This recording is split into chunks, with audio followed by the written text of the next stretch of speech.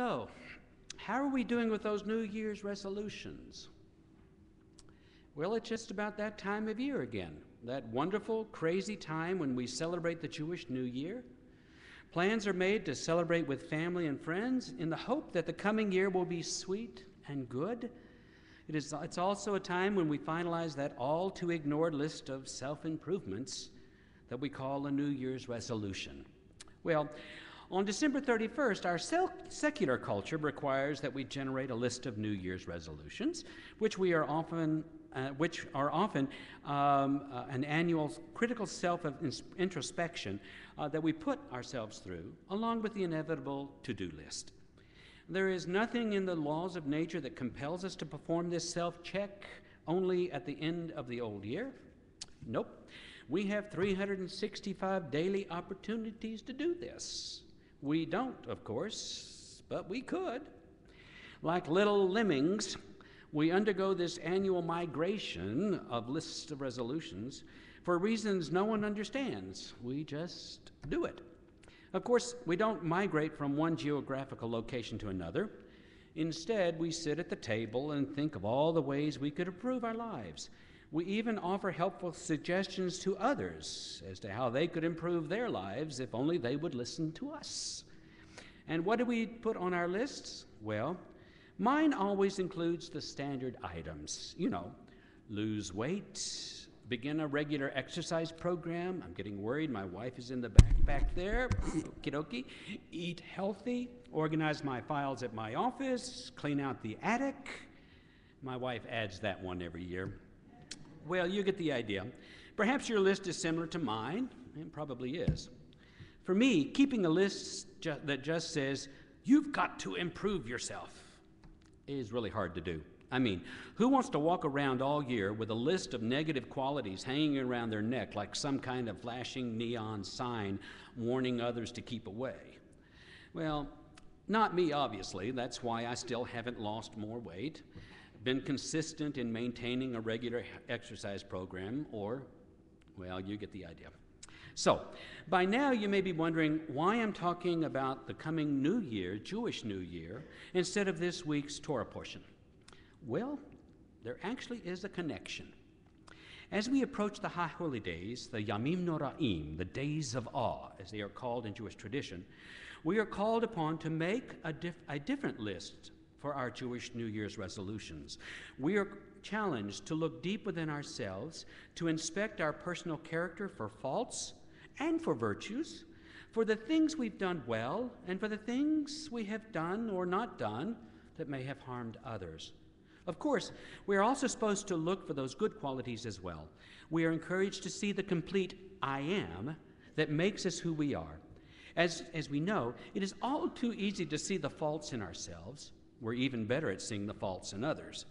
But to be of any true value, a self-evaluation must also include the good things.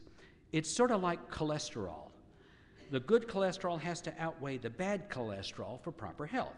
Either way, like it or not, our bodies and we still have both.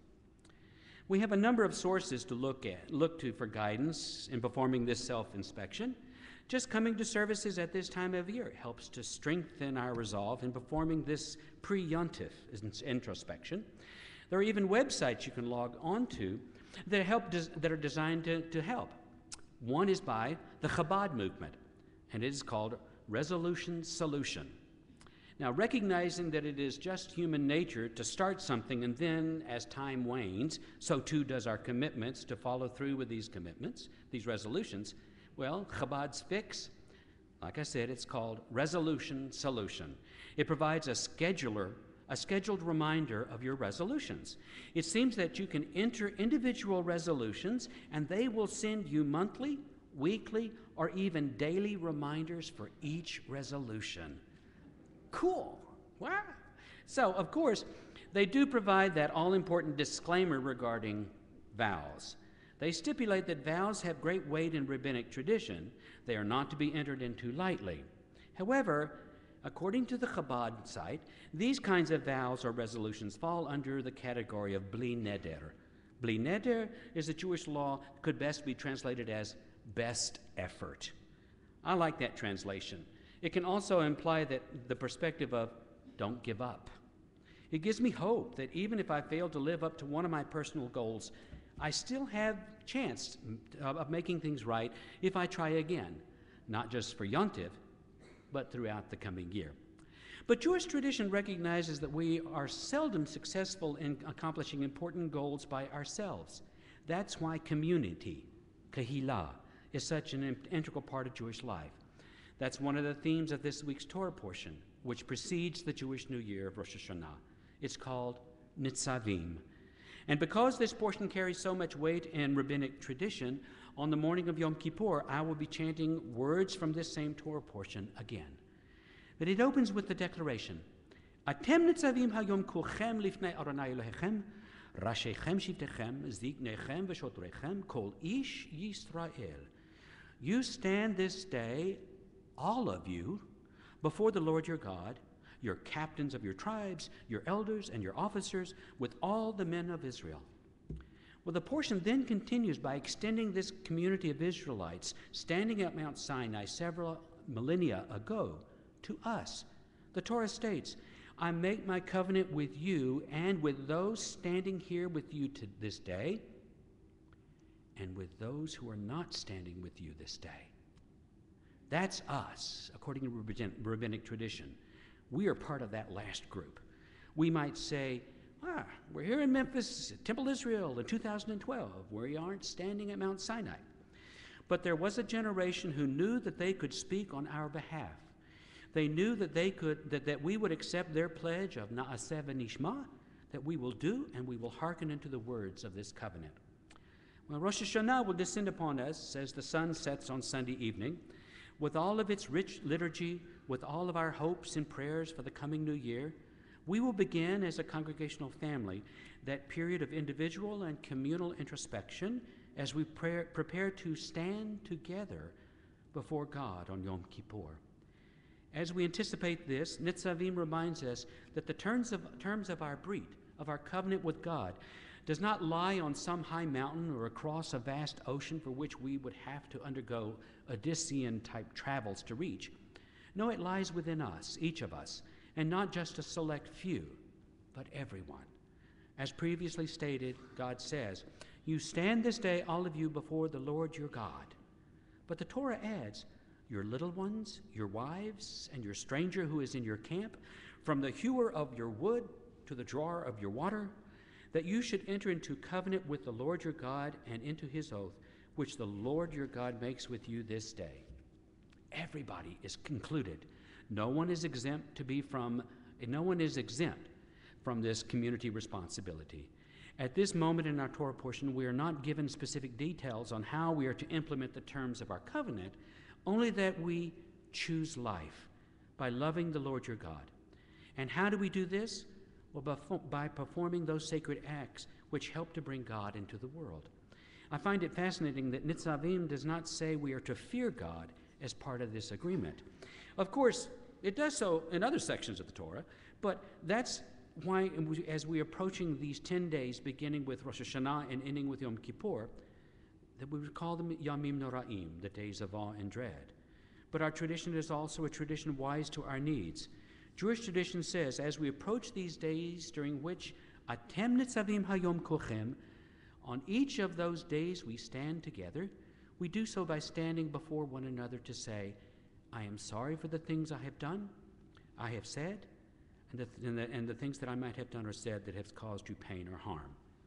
We are also standing Lifnei Adonai Elohechem, before the face of Adonai our God. Think about that for a moment. What an incredibly powerful scene that will be as we enter our sanctuary this coming Sunday evening. As we stand together, tradition reminds us that it is not through acts of fear that we bring God into our lives. It is through our acts of love and compassion.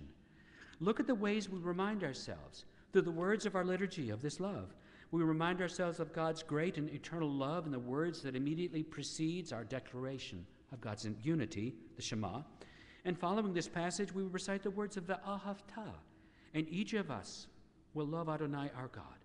We wrap ourselves like a tallis, a prayer shawl, in words of love and fear. So, during the coming days of all, we call God Malkenu, our King, but we also call God Avinu, our loving parent. We recognize God's incredible creative power in the universe, but we find comfort in a loving parent who, as our evening prayer reminds us, Hashkivenu Adonai Eloheinu l'shalom v'amidenu malkenu l'chaim. These words say, "O God, O Lord our God, as you tuck us in to bed at night, do so with the blessings of peace, and as we awaken with the morning light, renew us unto life."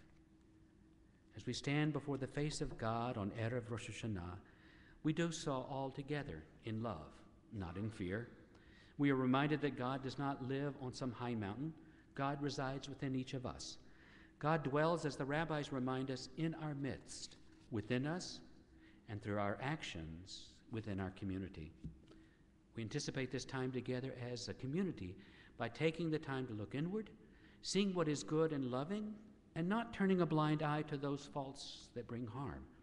We don't hide our faults or character blemishes, but we don't obsess about them either. As I prepare my New Year's resolution list, I'm going to include a few things like keep being a nice person, and that loving husband, father thing that you do is a good thing. You need to keep doing that. Well, who knows? Maybe this time I'll actually be able to keep all of my New Year's resolutions. Well, God willing, with the loving support of my wonderful congregational family, I will. Shabbat Shalom, good Shabbos, and an early Lashana Tova U'Matuka. May the year be good and sweet.